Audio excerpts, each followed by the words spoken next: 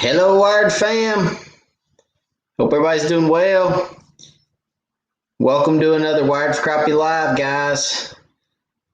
How is everybody this evening? It is the 14th of April. April the 14th. It's raining here in East Tennessee. I hope it's maybe raining where you're at, maybe not raining where you're at. Dark, so there's probably not too many of us on the lake right now. Good old 9 o'clock Eastern time. Let's see. Guys, if y'all will, say hello when you get on. I always like to say hello to you guys. I'll try not to run through them. I've been running through the hellos pretty quick on the last few lives, mostly because we had a lot to talk about. And we have a lot to talk about tonight, but I do want to go through and say hello to everybody real quick. Josh Sanders, what's going on? Matthew Kofelt, hello. Solomon Ott, hello. Jimmy Pratt, what's up? Harold Stamey, hello. Oh, my goodness. Oh, I'm tired, guys. All right, where were we? Harold Stamey, what's up? Andy Perry from Central Alabama, what's going on, buddy? Ashley Coffey, hello. Mike S., hello. Gary Sturm, did I say that right? Sturm from Indiana, what's going on, Gary? Robert Johnson, hello from Southeast Arkansas. Nathan Wood, what's up? Johnny Coots, hello. Blake Hawk, what's going on, Blake? Robert Love, hello. Heath McDaniel, good evening.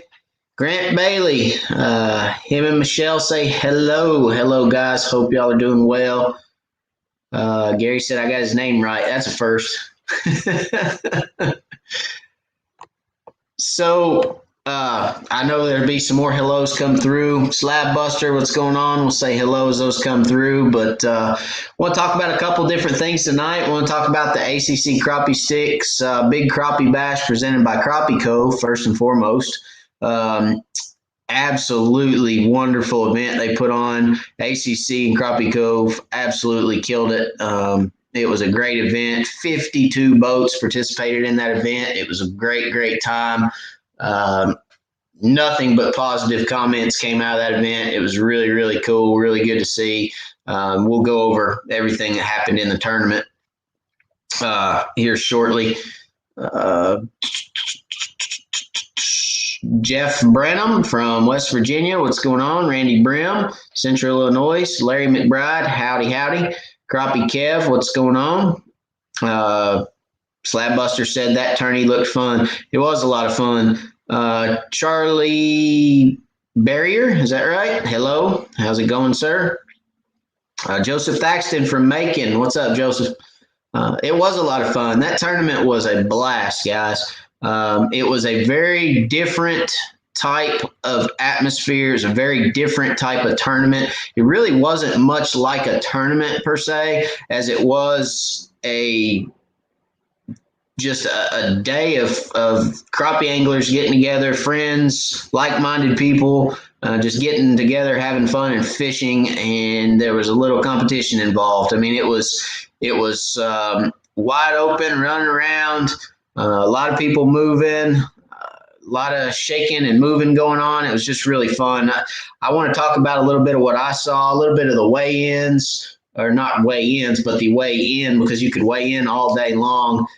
It was just so neat. I actually, when I weighed one of our fish, I actually just kind of sat at the scales for a little bit, probably 5 or 10 minutes. I just sat at the scales and just watched the anglers run up the hill from the dock to weigh their fish, and just to see the expression on their face as they were coming up the hill and got to the scales and they had those big fish and they're looking at the board trying to figure out where they're at and where their fish is at. And it was just a lot of fun. Absolutely would fish another event like that. I think it levels the playing field to the point where nobody has an advantage at all.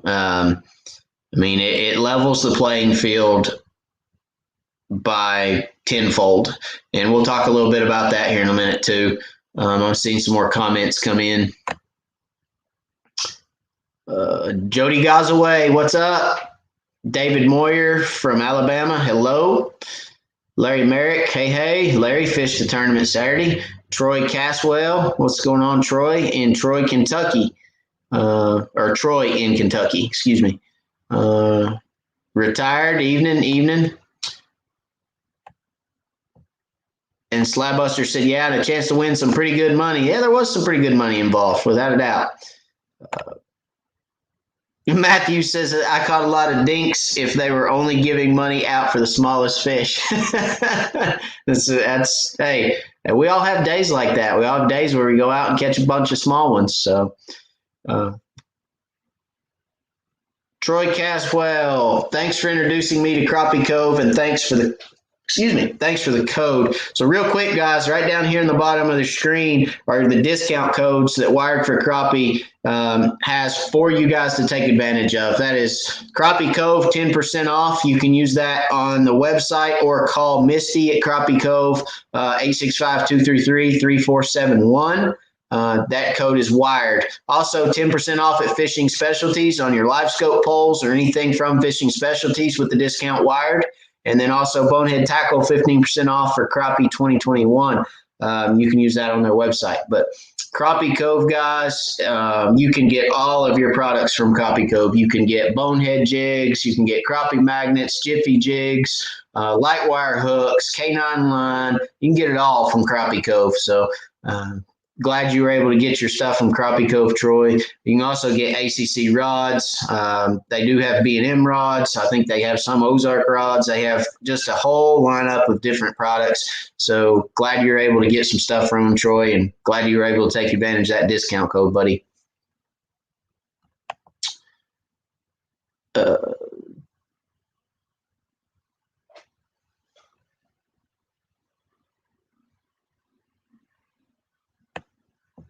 Larry says, when I told people about the ACC tournament, I called it a contest, not a tournament. It really was. Crappie Kev, hang on, Larry. I'm going to come back to you. Crappie Kev says, Matt's younger brother. Yeah, I got cleaned up a little bit. So actually got my hair, my ears lowered a little bit. Got a little shaved up top, a little shaved on my face. So thank you for noticing that. But I do look younger, don't I? So, hey, I'm going to take that as a win. I look younger tonight. I like it. Thank you, Crappie Kev. I appreciate you, buddy. You made my night.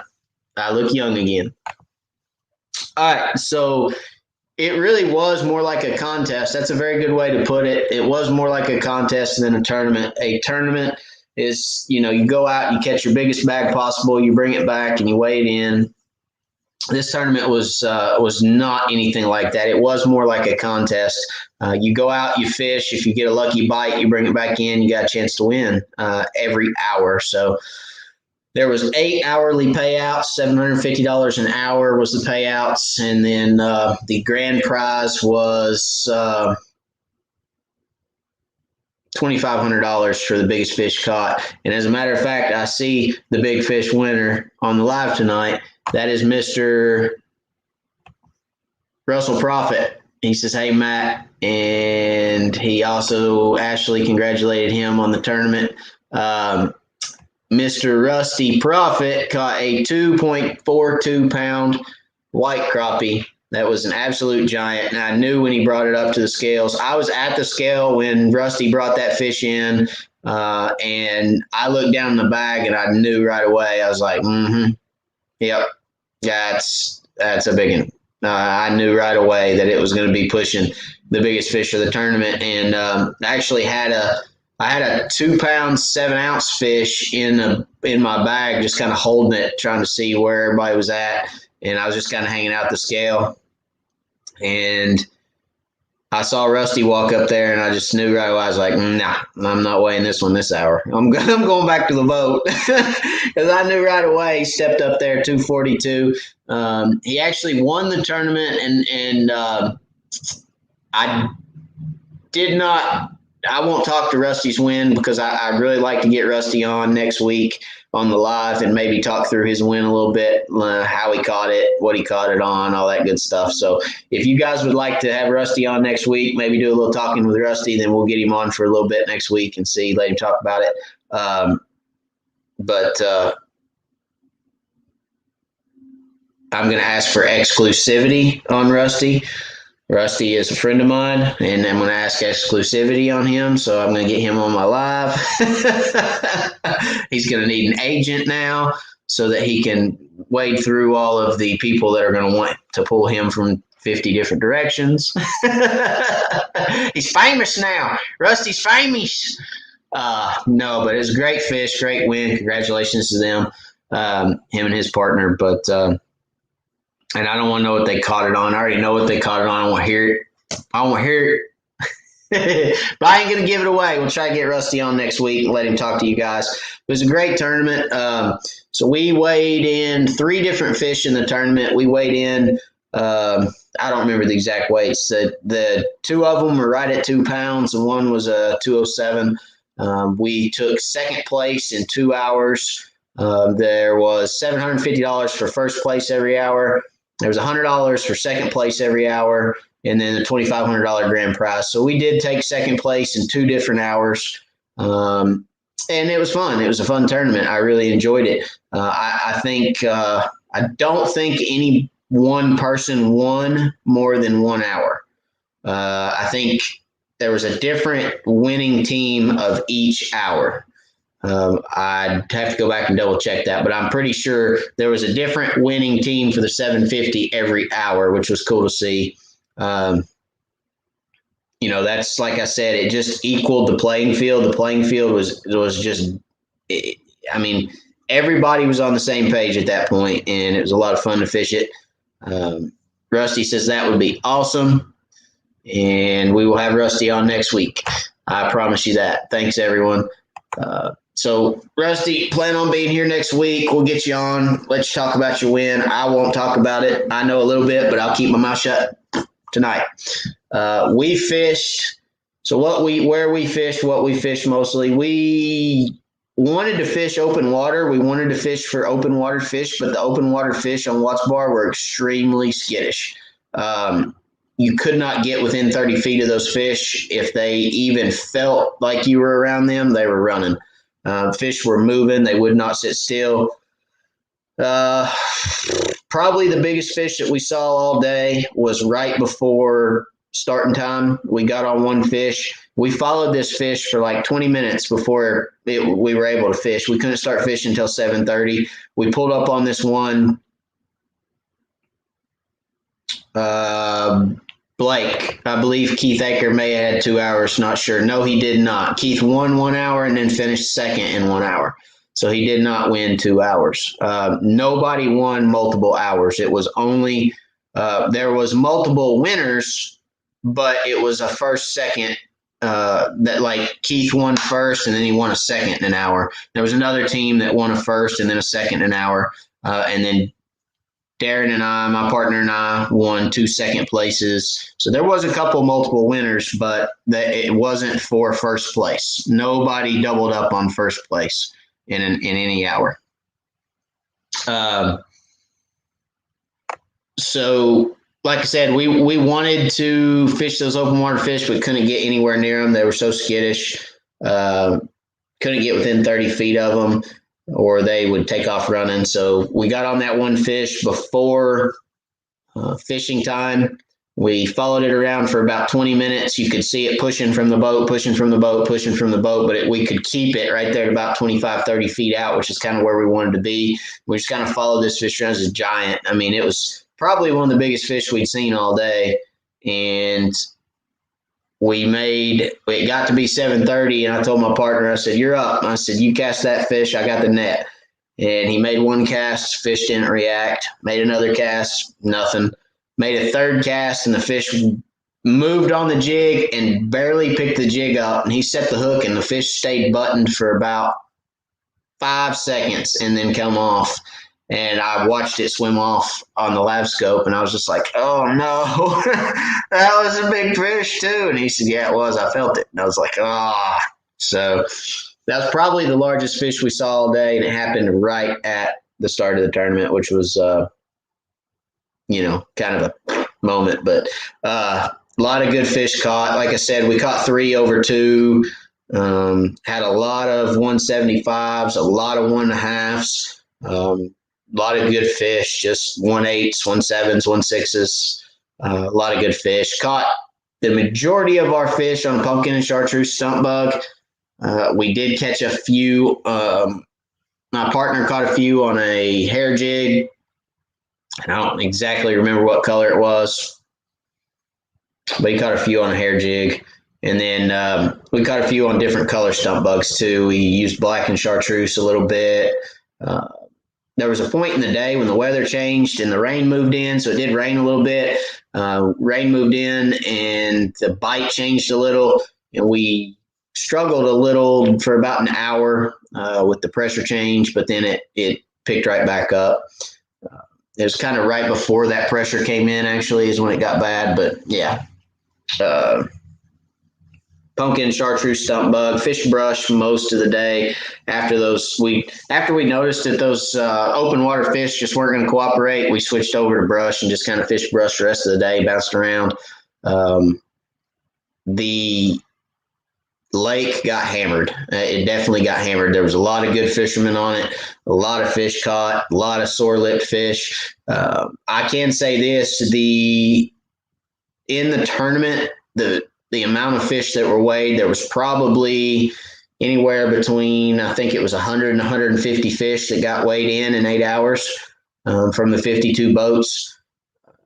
And we had 5 that did not go back to the lake. Every other fish went back to the lake and swims again another day. So there was 5 that did not go back, one of which was a big fish, the second place fish, a 241, that a guy wanted to mount. So that really doesn't count because he wanted to mount the fish. So 4 fish that didn't make it back to the lake. That's pretty good release rate on fish, and kudos to the weighmaster on that one and the girls from Crappie Cove that were there nursing those fish back to health and getting them back in the lake. So kudos to them for that. But those big females, we need to try to put those back. You guys know my thoughts on that. Those big females, they're your spawners. Put them back, let them spawn, do their thing, and we'll have fish for years to come, right? So let's see what you guys are saying real quick.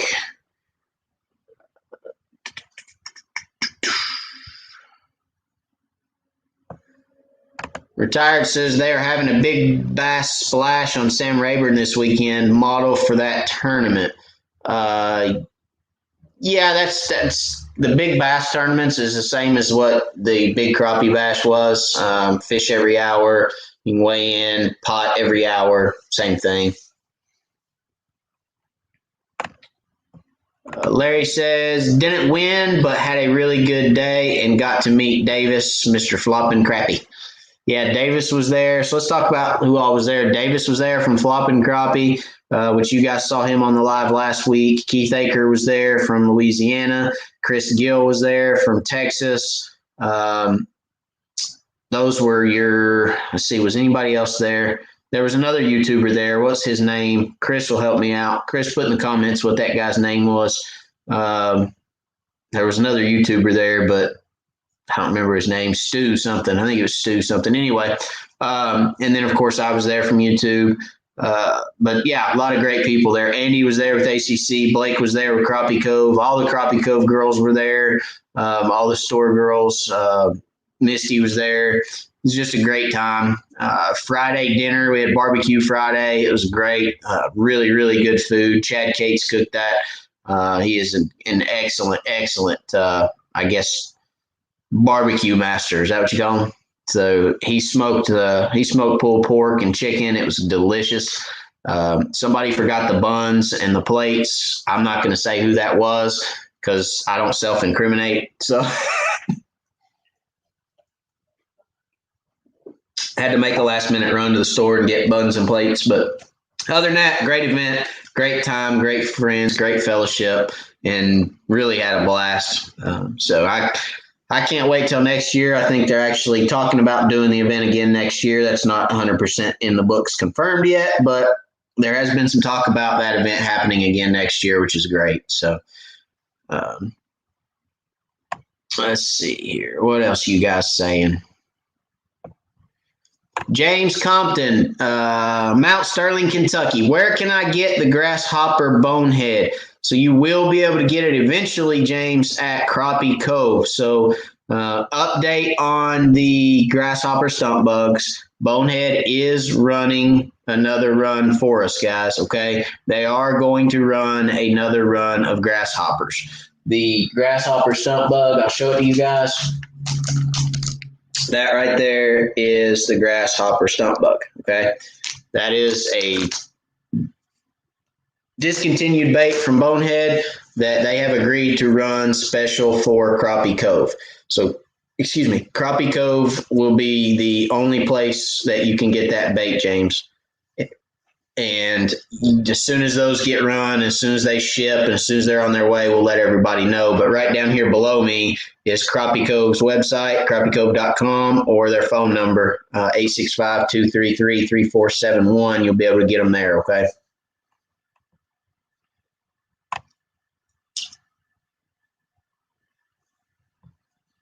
Andrew says, hello from Western Ohio. Great content. Appreciate the knowledge. Thank you, Andrew. I appreciate the kind words, buddy. If you guys don't mind, smash that like button.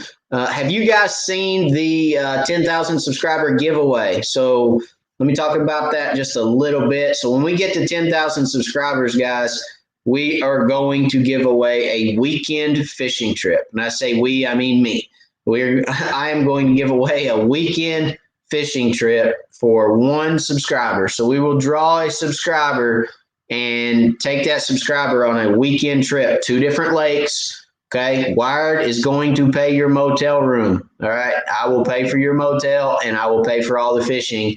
We will go on a fishing trip. We're going to film that, 2 different lakes, Saturday and Sunday. We'll set that up. We'll do it on a Saturday and Sunday where it's not pee pouring the rain, but we will set that up. Probably depending on when we get to 10,000, will depend on when we set it up. Okay. If we get to 10,000 by the end of the year and you want to do spring next year, we'll do spring. It just doesn't matter. I mean, we'll get together and we'll talk, but we're going to draw one lucky subscriber for a 2-day fishing trip on Wired. Okay. All you'll be responsible for is getting down here. All right. From wherever you live.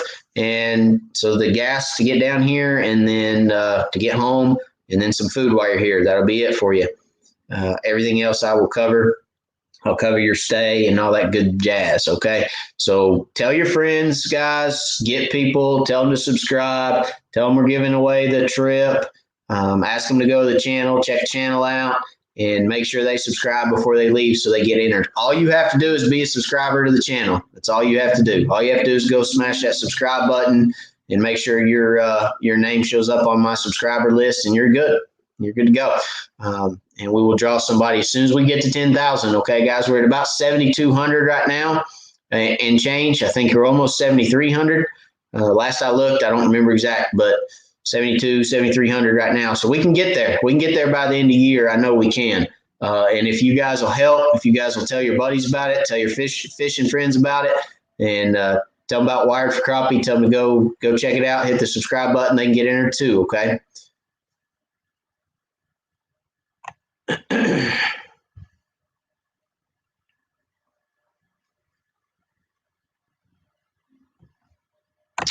Gary says, tell us where you fished for the contest. So we fished Watts Bar Lake. I'm sorry. We fished Watts Bar Lake in East Tennessee.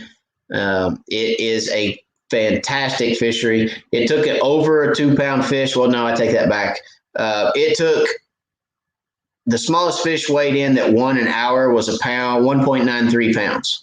1.93 pounds and up. So the biggest fish was 242. The smallest fish that won an hour was 193. And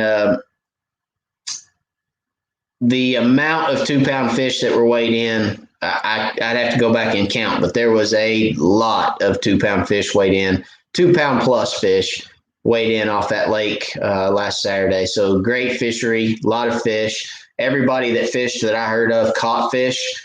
And most everybody caught good fish. So I think everybody kind of had that feeling that they needed a 2-pounder before they could come away. And it was pretty much accurate because 193 won an hour, 198 won an hour, and then every other hour was over 2 pounds.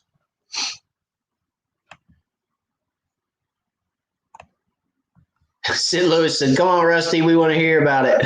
We will get Rusty on next week, guys. And I'll tell you what, let's see real quick. Hang on, guys. I might be able to get him on right now. Let's see. I don't know if he'll be able to, I don't know if he'll know how to get on StreamYard or not, but Rusty, I'm going to send you a link to your Facebook and it will walk you through how to get on. If you can get on, you can do it from your cell phone. I don't know if he'll be able to get on tonight, guys, but I'll try. You can get on from your cell phone, Rusty. All you have to do is give it access to your camera and your microphone. So I just sent Rusty a link. We'll see if he can figure it out. How good online are you, Rusty? We're about to find out, buddy.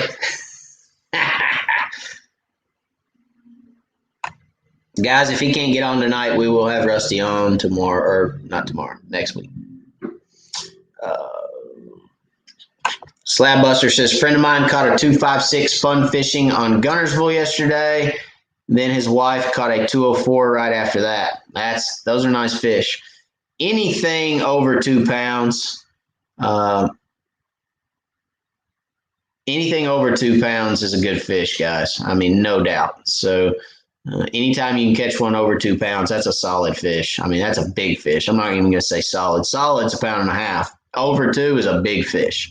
It don't matter anywhere in the country you go. Over 2 is a big crappie.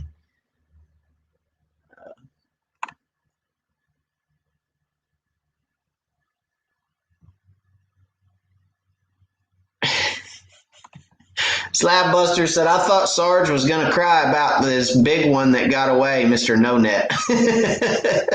So Chris had one that was right at I think it was like in the last hour. He had one that flopped off. He tried to boat flip it. It was a big fish, and it come unbuttoned, and fell back in the lake. So that's a funny story. That is no doubt. No doubt a good story anyway. George said, I took care of a lot of the small fish. Yeah. Chris said, I did the same.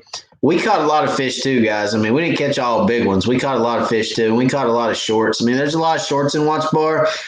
This year, there wasn't as many shorts in Watts Bar last year. There was a lot of there's a larger age class of fish in Watts Bar last year. Last year, I believe Watts Bar fished even better than it has this year. But yeah, I mean, there's a lot of little fish in Watts Bar this year, which is good for years to come. Craig says the upper river section of the Watts Bar is getting really good. Lots of one. Yeah, the river's a good area. They've just flushed so much water down through it lately that it has kind of washed it out. But there is a lot of fish up there, and it should be getting good because it's shallower up there, and the surface temperatures, water temperatures should be a little bit warmer in that shallower water too. So it should be getting good up that way.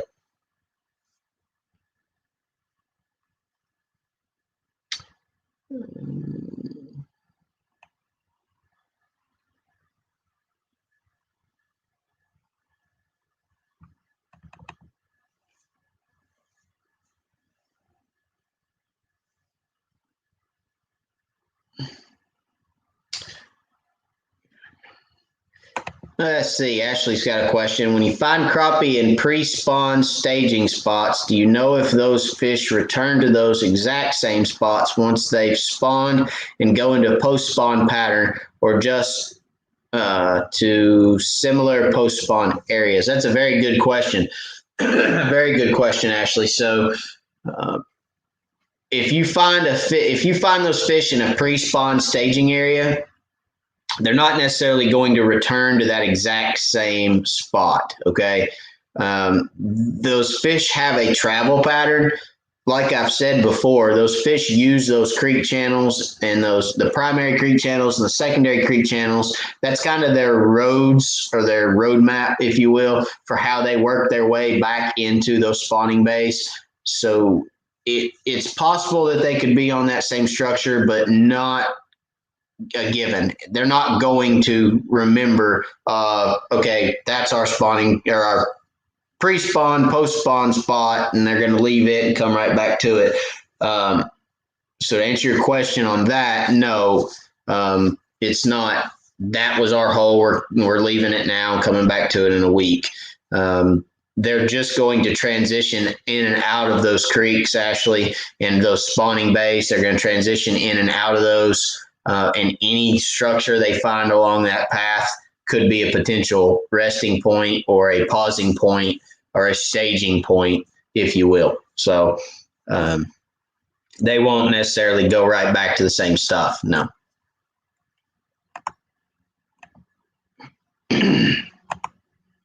George said, I knew a solid fish would not win an hour at this tournament. We were about to walk to the scales. We weren't about to walk to the scales with anything under 2 pounds. Yeah, I mean, that's true. I mean, that's what it pretty much took, is right at 2 pounds plus every hour. So a lot of good fishermen on that lake that day, and a lot of good fish to be caught, and a lot of good fish were caught. So it was fun. It really was.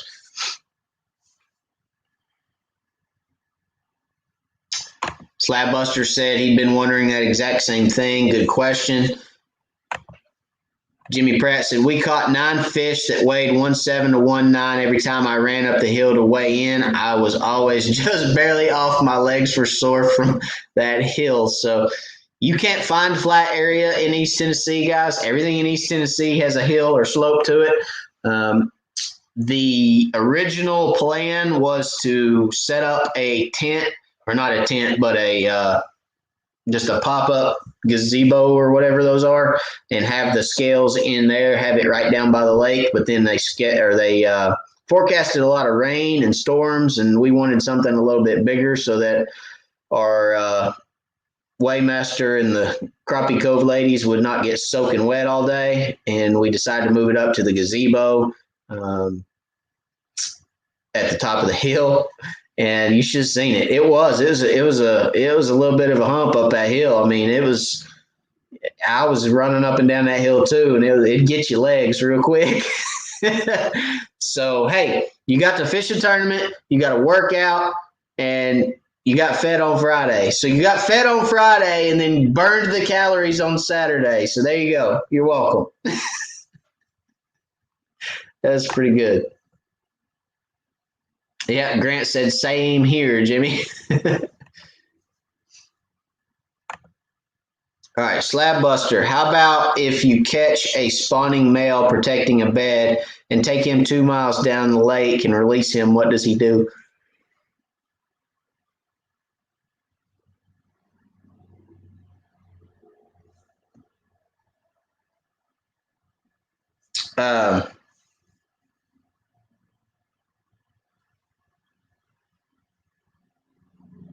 Hang on, guys. I'm texting Rusty.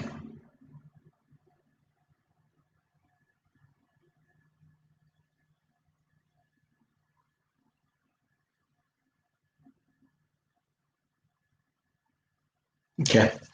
Dun, dun, dun, dun. So good question, Slab. If you catch a spawning male protecting a bed and take him 2 miles down the lake and release him, what does he do? Well, my guess is he probably heads towards shallow water, but he is not going to head back to his bed. In my opinion, if you took him that far down the lake, he ain't swimming back, if that's your question. He's probably going to head for shallow water because he's still going to be in that spawning mode, but he's not going to go back to his bed. I mean, he's not. It's not like taking your dog down the street, kicking him out of the car, and him coming back to you, right? So, all right, real quick. Let's bring on Mr. Rusty Profit. So again, Rusty's on now. Rusty is the winner of the ACC Crappie Sticks Big Crappie Bash presented by Crappie Cove. Let's bring him in. I see him smiling down there. Hey, hey, what's happening? Oh, not much. Congratulations on your win, my friend. Am I like Scott and Neil now? Yeah, you're better than Scott and Neil. I wouldn't go that far. Yeah, well, if they're watching tonight, we're going to tell them Rusty has eclipsed you guys. Y'all better pick it up. Yeah, right. So tell us a little bit about your win. Tell us how'd you manage to pull it off? Well, luck. I mean, like everybody else, we caught a lot of fish that were 1.8 and 1.9. Hang on a minute. Now you're definitely like Scott and Neil.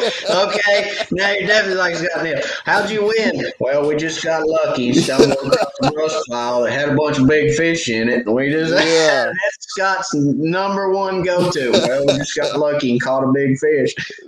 Well, yeah, well, we did. We just got, to be honest, that fish, we were going to try to get back for the weigh-in, and I kept telling my partner, I said, that fish is right there. I said, I'm not going to quit till I get him. Finally, he hit. And I said, I told you it was him. And anyway, we did a lot of traveling. I mean, we hit a lot of spots, and like I said, we caught a lot of 1.8 and 1.9 fish. The first fish we caught that morning was on my scale 1.95, and then it weighed 1.89. So that's still a big fish. Oh yeah. And we thought, man, this is going to be a good day. So, and I think, thank goodness, the weather held off.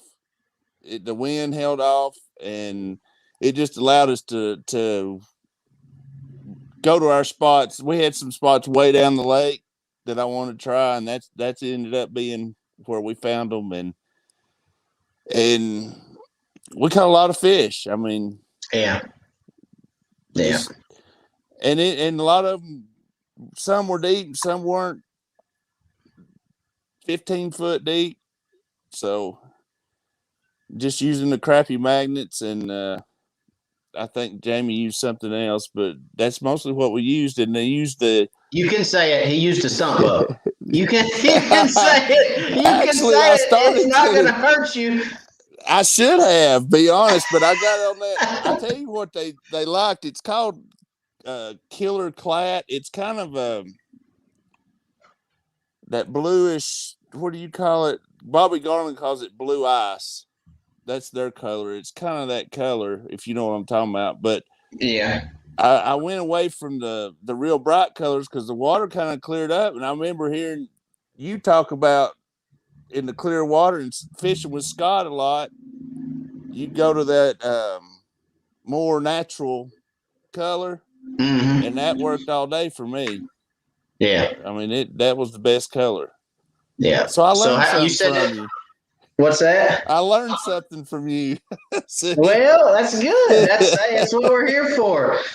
You know, I'm gonna have to be careful though teaching my competition. That's right. I'm gonna have to be careful.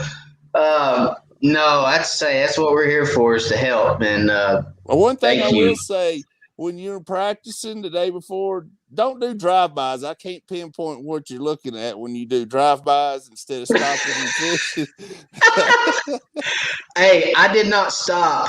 That's funny you mentioned that. So we'll go back to the fish here in a minute. But I barely stopped at all Friday because when I did stop, there was always somebody there that was like, "Hey, Matt," and I was like, "Crap." You know, I think every single creek I went in Friday, there was crappie fishermen there practicing for the tournament. Every creek. And it got to the point where I just quit stopping. I'd go in a creek. I'd just sit. I'd idle right through the middle of it, and I'd stop and talk to people because they were all waving at me and saying hey. And I'd stop and talk for 20 minutes, and I'd go to the next creek and talk some more. I hardly looked at anything Friday because I couldn't. I mean, to your point, I mean, you see me pull up on a point and stop for 20 minutes, you know I was there for something, right? That's right. I had one guy Friday. He said, "Hey, Matt," he said, "do me a favor." And I said, "Okay, what?" He said, "Go get your boat wrapped." And I said, "What for?" He said, "So I can notice you easier. You get out here across the lake, I'll be able to see you from over in the next holler." I said, "Yeah, okay, not happening." So you're famous now. You can't hide from nobody. No. Well, what I got to start doing is fishing on Tuesday. There you go. Yeah. Yeah, I gotta start fishing on Tuesday instead of Saturday or Friday. But That's right. no, it was a blast and it really was fun. So tell me, you said it took you a long time to get that fish to bite. How long did you fish for that fish? Oh gosh. I'm not gonna say 10 minutes, but it seemed like that long. I mean, we caught a couple other fish off that brush, but I could see that fish just, I mean, it looked like it was that big Yeah. just on the live scope. And I just said, that's got to be a fish. And I finally got it to where I could drop straight down on him. And that's when he hit. But it took me several tries to get him. And there was a lot of fish that were good fish. And I had, like you all talked about, having that one hooked up for a second or two. Yeah. I had several big fish like that. It was like they were grabbing at the tail of the bait, but weren't getting a hook somehow. I'm like, how are they getting a little bitty crappie magnet's tail and not getting a hook? But that's the only thing I can figure they were doing, just holding on to it. But yeah, that was frustrating for a little while anyway. They seemed like they were a little finicky. They were. And they were skittish. I mean, did you notice that they were skittish? They were very spooky. Yeah, and you get out there and you'd be moving around and you'd see a big fish. And to your point, on that live scope, you've got, what do you have, a 12? Yes. Okay. So on the 12, you got a 1242 or 1222? 42. Okay. So on a 1242, because we got a 1242 in Darren's boat, right? So on 1242, if you set your forward range at about 40 feet, 35 to 40, a 2-pound plus fish, if you leave the grid lines on, the little white grid lines, a 2-pound fish will almost fill up one of those boxes. Hey, that's a good idea. I take my grid lines off, so I might have to start. Oh, no, dang it. I got to stop doing that. So anyway, no, if you leave those grid lines on, it's real easy to tell which ones are two and which ones aren't. But so we were moving around and we saw all kinds of fish that would fill up those grid lines, and we're like, oh, we call them bogeys. Okay, yeah. We're out there, you got to imagine two guys in a boat moving live scope poles around, going bogey, bogey, bogey. Everywhere you go, bogey. But we literally couldn't get within 30 feet of them. I mean, if you saw those fish, if you were lucky enough to have some current pushing you or some wind pushing you towards them, then you could get off the trolling motor, not touch anything. You couldn't even walk. I mean, if you took a step in the boat, they were gone. It was incredible how skittish they were and spooky they were. So we had one that I'd seen the day before. I've caught a few big fish off this. It's like cane up on the side of a bank, and we pulled in there, and I was 30 feet, just like you said, away from it. And I could see the fish on top of that brush, and I was just about started to pitch to it, and I bumped the trolling motor that way just a tad, and boom, he was gone. Yeah, he took off out of there. Yeah. And I'm like, you got to be kidding. He was big. I was like, you got to be kidding me. I just barely bumped it. Oh, I know. It's incredible. There's a question right here from Craig. He says, how many boats used live scope? You'd be surprised. There was 52 boats in the tournament, and I'd say at least 50% didn't have live scope. Yeah. Because I looked in every boat that morning. Not looked in. I mean, I didn't go in everybody's boat looking, but I registered or checked everybody in that morning. And I kind of made a mental note of whether they had a live scope up front or not. And I think it was about half and half. And there was a lot of guys there was a couple that won that didn't have live scope. Mm-hmm. So there was a couple fish weighed in without live scope that won an hourly pot. So that was really cool to see too. Slapbuster says wrap your boat in camo. I'm gonna wrap it in dark blue, that way it blends in with the lake. Just use a bass boat like I do, and everybody thinks you're bass fishing. Well, yeah, you could. Yeah, until everybody learned that boat, and then I'd be in the same boat I'm in now. Well, I'll tell you, I want to say something about the live scope. Everybody thinks it's easy and guaranteed, and it's a total advantage. I'm going to tell you, I've not been fishing I got started 3, 4, 5 years ago, maybe. And when I had trouble like going with Scott and fishing brush, I wasn't getting my jig down to the brush. And Live Scope showed me I wasn't. Yeah. I wasn't letting it drop, counting down enough, and that's why I struggled for a long time on brush piles. I started trolling and spider rigging because I could do that, but when I got Live Scope and started watching what I was doing, watching that jig, and realizing I'm 5 foot above the brush pile, or I'm too far down in it, and you see the fish come up and turn away, or they don't like that color. It's more of a learning tool for me than cheating, like some people think. I mean, really, it teaches you, it teaches you a lot of what their behavior is. And I mean, I couldn't learn to catch fish. I've caught a lot more fish since I got it because I've learned from it, and Yeah. it allows you to find structure you might not always find on your side scan. That stuff that's shallow. I mean, so it's not just a video game. I mean, it's a tool. Yeah. Yeah, I agree. And, like you said, it doesn't put them in the boat. But I You will still agree. gotta catch them. Yeah, you do, but I will agree that like it does make it easier. It does give you, people ask me all the time, does it give you an advantage over somebody that doesn't have a live scope? Yeah, absolutely, it does. Yeah. I mean, 110% it does. To your point, you didn't used to count your jig down far enough, and you were fishing 20 feet above. Well, not 20, but you were fishing 5 feet above a fish, and they wouldn't move that far. Right. So somebody that doesn't have live scope technically is at a disadvantage in today's tournament scene. Now, is that true 100% of the time? No, but when you can present, and I tell people this way, when you can present your bait to 100 fish a day and put it right in front of them and move around and pick those 100 fish that you want to present your bait to, you are going to have a better opportunity for a bigger bag than somebody that is out there trolling. And yeah, there may be 100 fish see their jigs a day, but they don't know what size they are. They don't know. I mean, you can take your live scope and see exactly what size that fish is before you ever cast your jig out. So I do believe there is an advantage to it. And, there's a lot of people, like you said, that, go back and forth about is live scope, should it be legal for tournaments? Should it not be legal for tournaments? I mean, here's my opinion, and I think Rusty will agree with me, is live scope has rejuvenated the fishing community. Yes. Live scope has made it fun to fish again. And gives you confidence.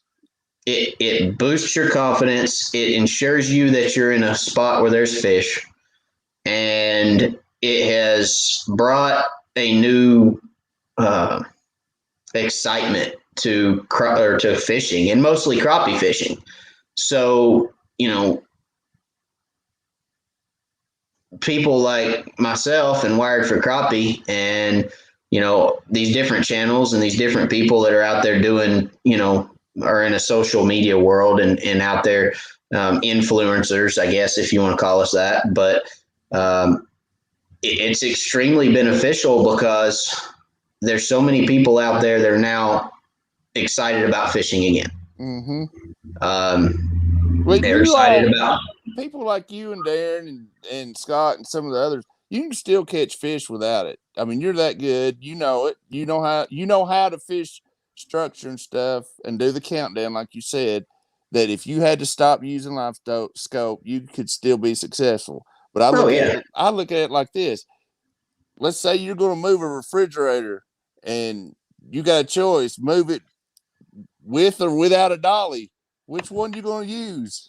You're going to make it easier. You're going to make it easier on yourself. So if you can afford live scope, and why not make it easier for yourself to fish? Well, Yeah, and it's a lot easier to spread topsoil with a bobcat than it is with a wheelbarrow. There you go. I mean, that's the truth.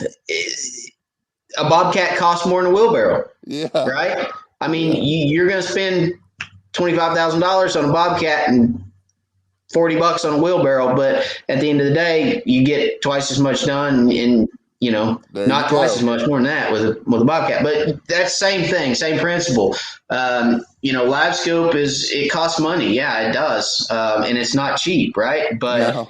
at the end of the day, it's a tool and it's a great tool and it helps you catch more fish, and it helps you learn more, like you said, Rusty. It teaches you, um, you know, how the fish are reacting to your jig. You can see it live time. You can watch them react to it. You can watch them follow it and turn away and go back to the brush pile. And you stand up there and yell at them and scream at them and slap the water with a rod like I do when they chase it 15, 20 feet and then turn around and go back to the brush pile.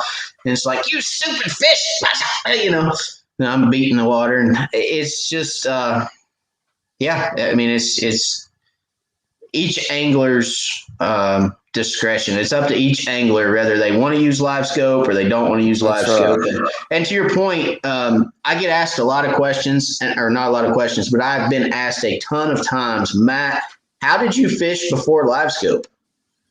Well, Rusty will tell you guys, Darren and I fished the same way before live scope that we do now. We have always been brush pile fishermen. We have always been dock shooters. We have always casted and pitched brush. That's what we've always done, even before live scope. And yeah, I mean, we could go. We fished tournaments on Watts Bar. I don't know how many did we win. How many tournaments did we win on Watts Bar before we had live scope? And we had 13 to 14 pounds of fish. Yeah. Without live scope. Before this is pre live scope. So fishing the exact same way. Fishing the exact same way. Cast in, pitch, and brush. It's just you use a different method. You use a countdown method. That's when you have to pay more attention to your side imaging than you do your live scope. Mm-hmm. So for those that don't have live scope, I would tell you this. If you have down imaging or side imaging, there's things you need to be aware of or cognizant of. When you go over a brush pile, you need to look at, okay, how deep is the water? 20 feet.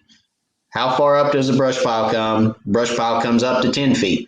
Where does it look like the fish are sitting on that brush pile? Are they sitting on top in 10 feet? Are they sitting in the middle in 15 feet? You got to know those three things when you stop on a brush pile. So when you stop on a brush pile, you know where the top of the brush is, you know where the bottom of the brush is, and you know where the fish are sitting. Then from there, it's a cast out 1, 2, 3, 4. If they're 10 feet deep, you count to 10 and you start reeling. And you reel slow, steady retrieve. And there's a retrieve pause method we use. 3 cranks, stop and count to 3. 3 cranks, stop and count to 3. Because when you reel, that jig raises up in the water, coming back to the boat. So when you stop, it falls back down to where it started. So if you count it down to 10, 1, 2, 3, let it fall back down, so on and so forth. That's how we fished. I mean, we fished that way for years and years and years. So, and it's productive, just as productive as live scope, really. It's just not as quick. So where we used to be able to fish 30 brush piles a tournament, now we can fish 60.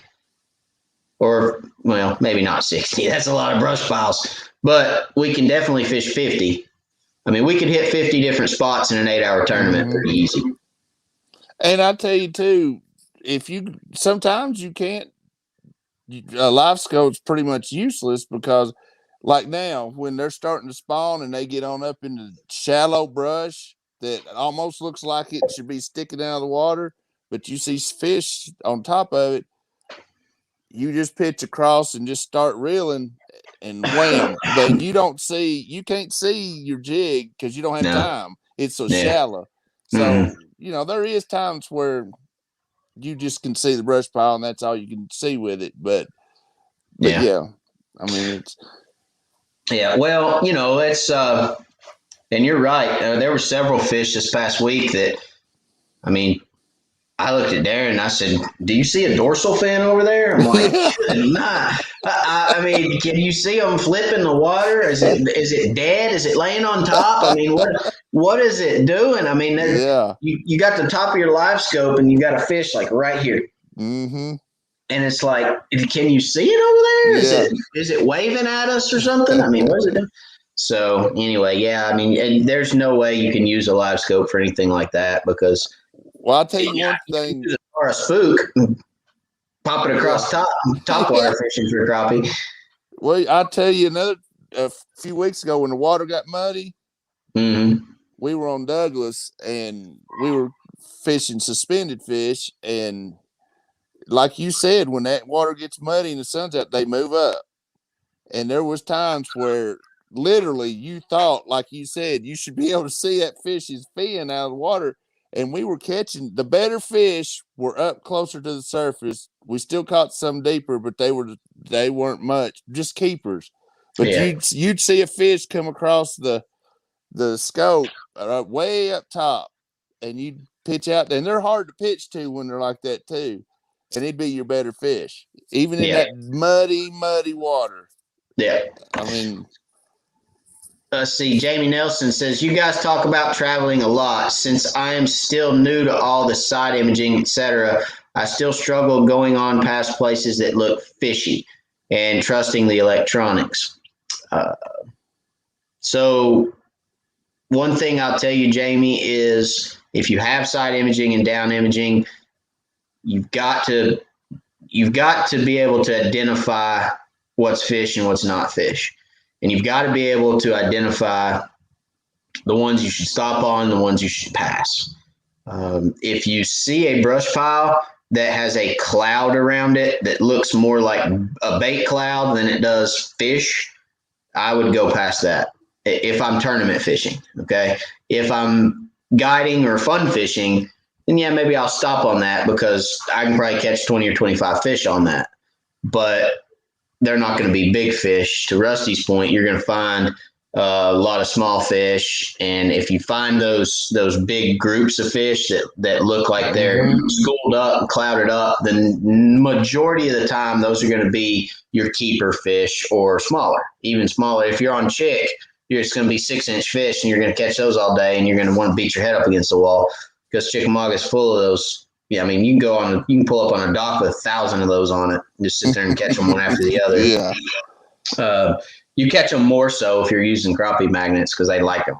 Yeah, that's right.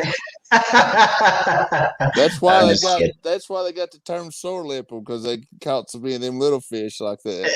Yeah. No. Yeah. Don't get me all off my game here, but no, those clouds of fish are generally going to be your smaller fish schooled up.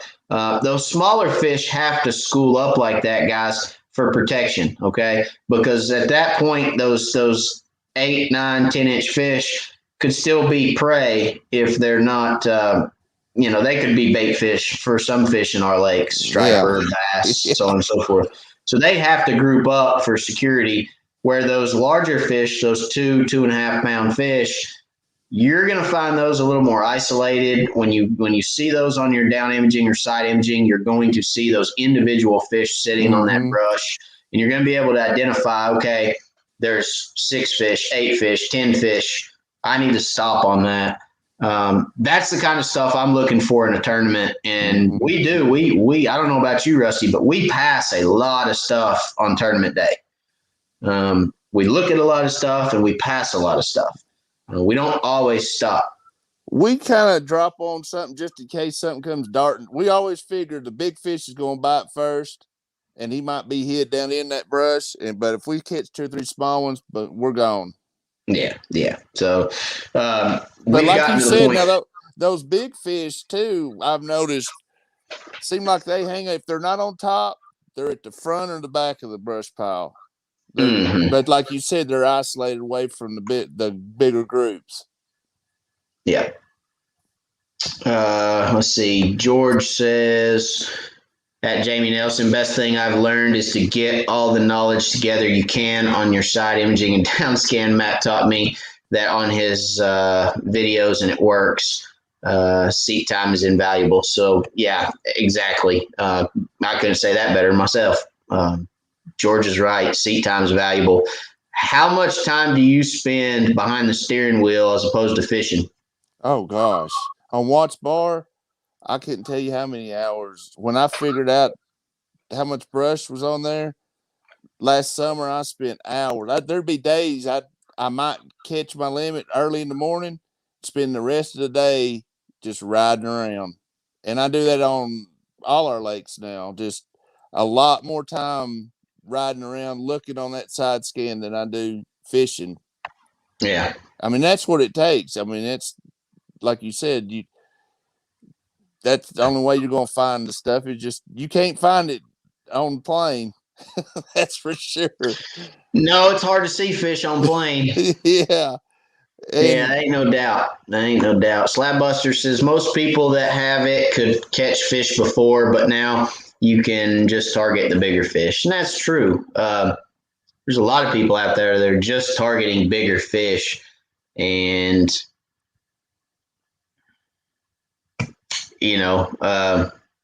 we'll see what that means for crappie fishing. I know that on Watts Bar, like I said, we weighed in 150 fish, and only 5 of them made it to the cooler and not back to the lake. So I would like to see a lot more tournaments, especially these big fish, 7 big fish tournaments. I'd like to see a lot more of them go to a release type tournament. Mm-hmm. I think that would help our population a little bit. I definitely don't think it's going to be the end all be all for keeping the crappie population, but it may slow the curve putting some of them back in the lake, because when you're going out there with live scope, I mean, you are, especially tournament situation, you're targeting the biggest fish you can find in the lake, right? Yeah, and I started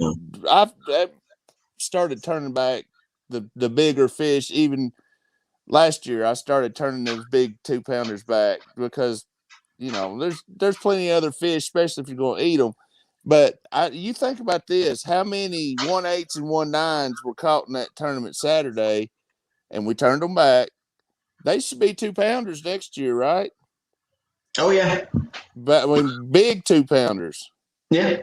So that was encouraging to me, was catching all those 1/7, 1/8, 1/9 fish was good for next year. Those trollers or those planer boarders, they're going to be all in Tom Fuller, because they know there's about 102-pound fish that released at Tom Fuller. Yeah, they're going to be all in that creek now. They might catch catfish in there, though. I've wore the catfish out in there before. Yeah, there's a lot of them in there. A lot of them. Yeah. And that really stinks when you think, man, there's a good fish right there, even on a brush pile. When I was practicing, I'm like, golly, that's a good one. And all of a sudden it hit and it started turning. I thought, oh no. Yep. But it was a catfish. Yep, absolutely. Let's see. Larry says, speaking of those 6 to 7 inchers in chick, how long for those to be 10 to 15? And 10 to 15, that's a big span right there, Larry. Let's say 10. Let's say 6 to 7 inchers in chick. How long till those are 10 inches? Don't they grow 3 inches a year? Is that right? Mm-hmm. Not that Not much? in chick. Not in the chick? No. Okay. Not in the chick. There's so many fish in chick that they won't grow that fast. Now you'll probably get 2 to 2.5 inches out of Watts Bar, but out of chick, my best educated guess is going to be probably about 1.5 inches to maybe 2 a year. So those 7-inch fish, you may get them to 9, but those 6 to 7 inchers, you're looking at a 9 to 9 3/4 inch fish at best by next year. So what is the difference? Like, they have such big bass, but why is it just because the numbers of crappie, you're saying? Yeah. There's a very, very high number of crappie in Chickamauga. Okay. And those small fish for sure And, when you get those age classes, okay, let's say you have a 6 to 7 inch age class crappie and a 10 to 12 inch age class crappie, that 10 to 12 inch age class crappie is going to be able to eat more of the available bait fish because they've got a bigger mouth, bigger stomach. They can eat the smaller bait fish, but they can eat the bigger bait fish, right? Yep. Those 6 to 7 inch fish can eat the smaller bait fish, but they're not going to get a very big bait fish. I mean, they're now, as we all know, you see crappie like on Watts Bar, it ain't nothing to pull a 5-inch shad out of a crappie's mouth that's 14 inches long on Watts Bar. But, they will eat. I guess I say that because they will eat a bigger bait, but those 6 to 7 inch fish are limited to the size of bait they can eat. Right. So those bigger fish, they can eat small bait and large bait. Those smaller fish, they're kind of limited. So it does take them a little bit longer, and there's such a high number on Chick. And I know that because all the time I spent down there last year, I mean, my motor broke down there, and all I had to do, I stayed down there all day just idling around, waiting on somebody, or not idling, but trolling around, waiting on somebody to come get me. There was fish everywhere. I mean, it was insane how many little fish there was. I'm talking thousands of small fish in a group. Yeah. It was ridiculous. There were so many I thought they were bait until I caught some of them. So yeah, it'll take them a little while, Larry. I'd say those fish are going to be your eaters in 2 years, is what I'm thinking. And on Watts Bar, those 7-inch fish, they may get on up there to 10 in a year. But it all has to do with the water and the available forage and the population. It's a lot of different things that weigh into that.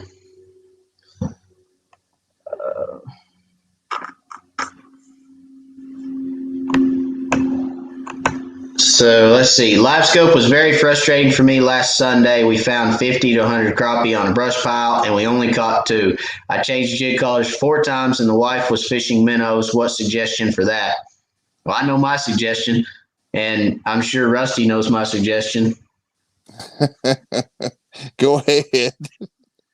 Leave. Yeah. Those fish are not active. Go find active fish. That's right. I say it on this channel, Retired, all the time. I say it. I sound like a broken record at this point. There are active fish in your lake somewhere. Go find them. You can't make them bite. You can't make them. Can't make them bite. There are active fish somewhere in your lake every single day. There's never a day ever where there will never be a fish bite on your lake. It ain't going to happen. There's active fish somewhere in your lake every day. You got to move, and you got to keep moving. If you find a group of fish, this isn't all the time, but if you find those fish that are heavily schooled up, like I was talking about earlier, where you go over a brush pile and it looks like a giant cloud, like a bait cloud around that brush pile, those fish are so tight and so schooled up, 90% of the time, that is the exact thing you are going to find with those fish. You will pull in there, you will catch a few, maybe 2, maybe 3. You'll convince to bite, and that's it. You won't get another one to bite. You can sit there all day; they won't bite. That's right. Move. Go find active fish somewhere. That's exactly right. That's why I like fishing those little spots that I find that have 8 or 10 fish sitting on them, and there's 8 or 10 fish sitting around the brush pile, and you can see their individual shadows out on the other side of the brush pile, which tells me they're pulled away from the brush a little bit. I'll catch all 10 of those fish off that brush pile. If I can find that scenario, I'll catch all 10 fish. I like when they're alone, like right on top of, looks like a pole or part of the tree. You see it glowing. If you can get that jig right across his head, it seems like every time he just attacks it with force. Yep. They will. Here's a question: 1222 versus 1242 difference. I don't know about the 1222, but I do like the 1242. I mean, I don't know what the difference is. I have a 1242, so I have no complaints with it. Yeah, the 1242 is a great unit. Like I said, we have one, or my fishing partner has the 1242. And I've heard people say the 1022 is not bad either. It's not cheaper. It is. The 1222 is cheaper than the 1242. Yeah. Okay. But the 1222 is a live scope only unit, whereas the 1242, you can hook another transducer to it and so on and so forth. So that's your difference, your main difference.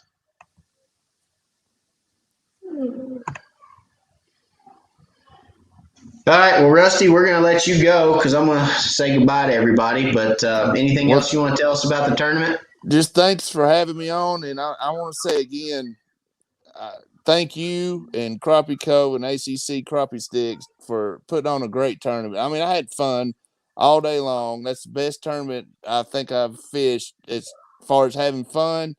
And I hope it does become an annual thing. I think y'all, it was well organized. I liked everything that y'all did about it. You did a good job, and I really appreciate everything y'all did. Well, thank you. I appreciate that. Yeah, I think it was a great tournament. It went smooth, and I think everybody. I hadn't heard anything bad yet. I hadn't heard a bad comment yet. So look forward to next time. Yes, sir. Well, thank you. Maybe next year I'll get to be on your live for winning again. So. Well, mate. Oh, we forgot the best question.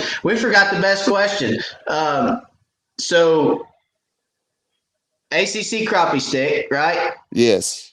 What length? I had well, actually I've got a 6, 8, and a 10. I bought a 10 the day before. I picked it up Friday. And I like them. I really like them.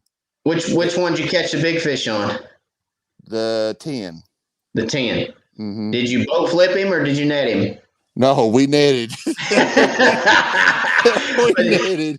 Well, I asked that because Chris tries to boat flip them and loses them. So I asked if you. Yeah. I asked that on purpose. But and then let's see. You said crappie magnet. What line were you using? Braid or mono? No, I tried the braid and I used the Strand 4-pound high vis.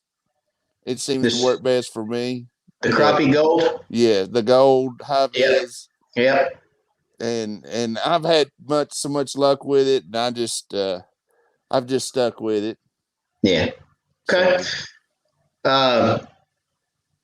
Let's see what else. I guess the last important question to ask. What are you gonna do with the money?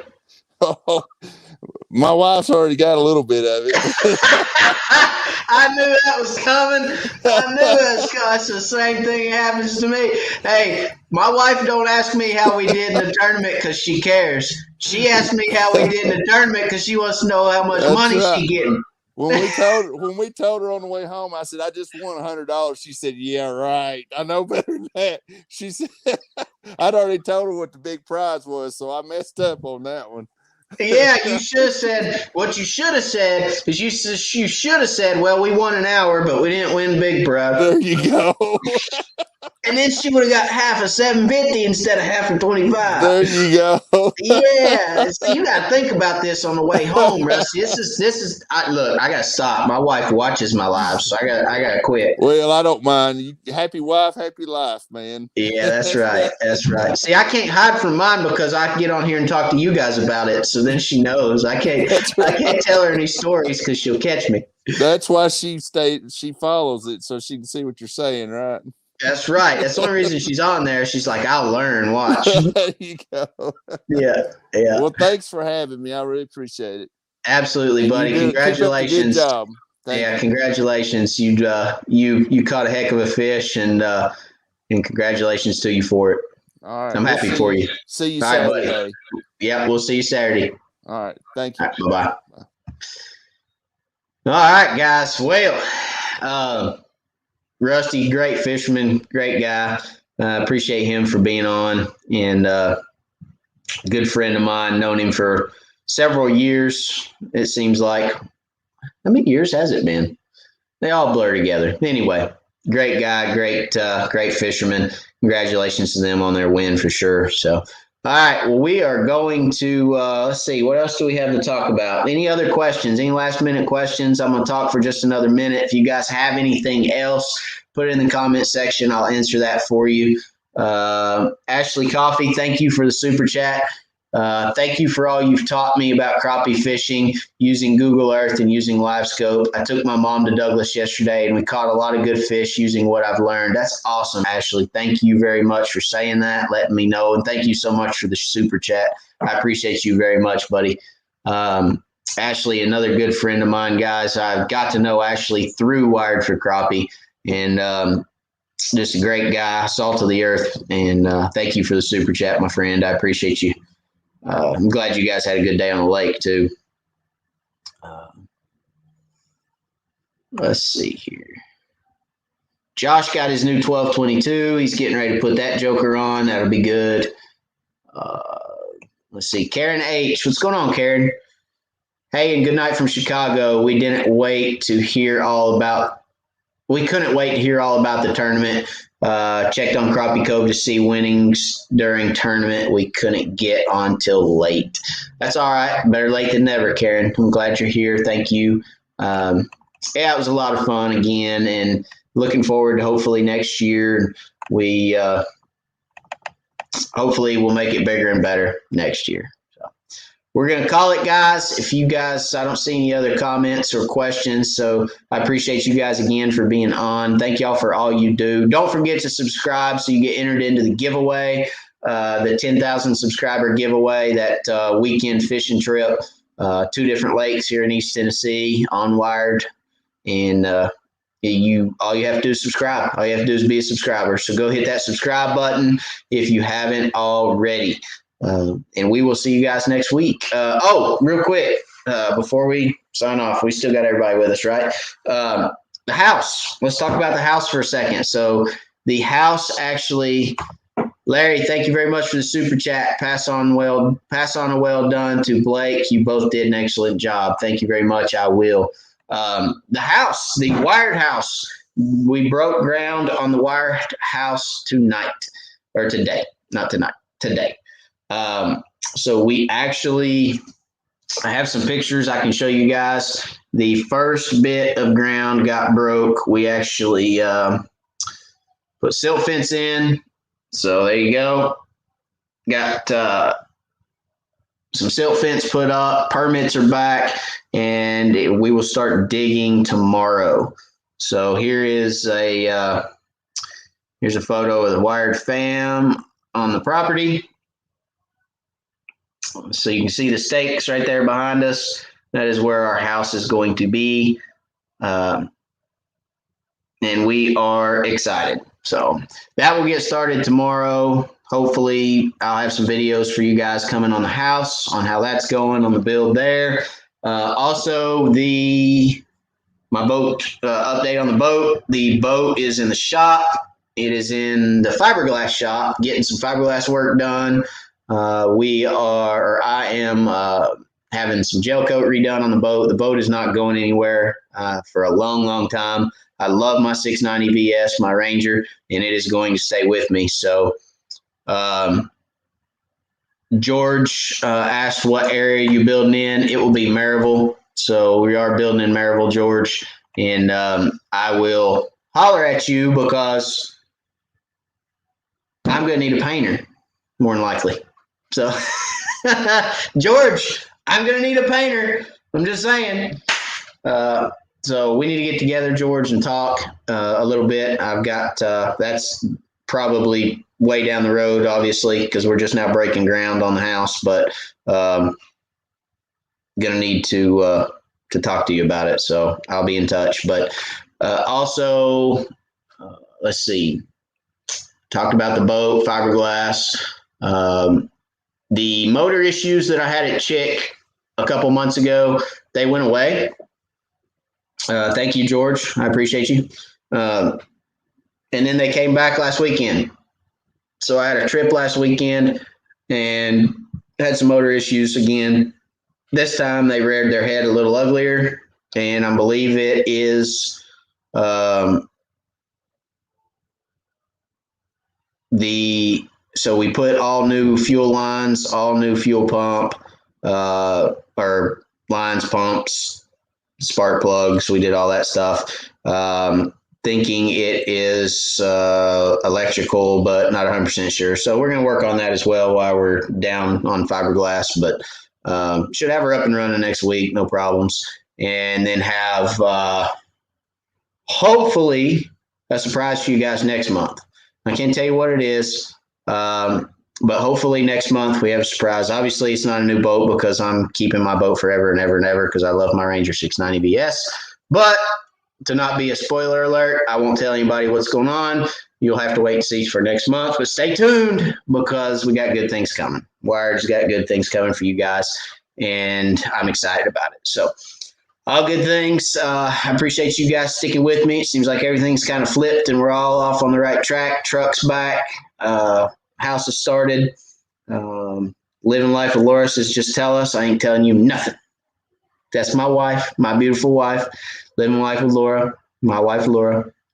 I ain't even telling her, guys. I ain't going to tell her. She'll have to watch to find out. So, all right, we're going to say good night. I appreciate you all for watching. If you will watch the video coming out this week, we got a special guest on the video this week. So watch out for our guest this week on the video, and we will see you guys later. I appreciate you guys, and as always, God bless. See you later, guys.